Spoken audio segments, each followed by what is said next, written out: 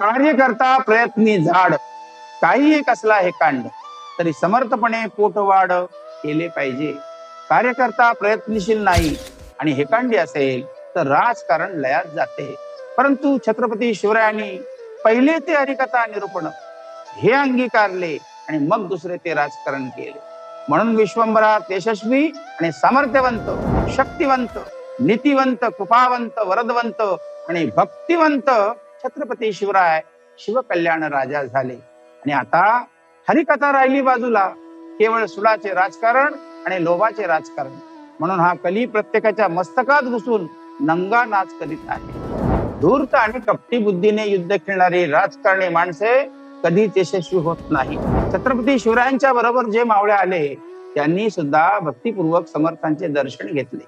आता शिवसमर्थ भेटीमध्ये छत्रपती शिवरायाने समर्थांकडून अनुभव घेतला की नाही, मावळ्याने सुद्धा घेतला की नाही, तो त्यांचा वैयक्तिक विषय आहे. श्री शिवसमर्थ भेट ही पहिलीच भेट होती. छत्रपती शिवाजी महाराजांच्या विनंतीनुसार मावळ्यांना सुद्धा स्फूर्तिरूप काव्यातून समर्थांनी शास्त्र धर्म हा सर्वांना निरूपणातून सांगितला. जयास जीवाचे वाटे भये, तेणे शास्त्र धर्म करू नये.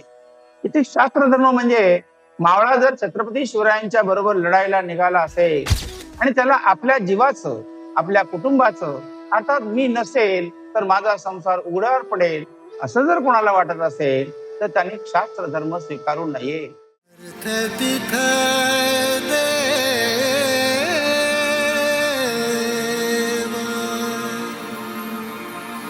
अर्थ तिथ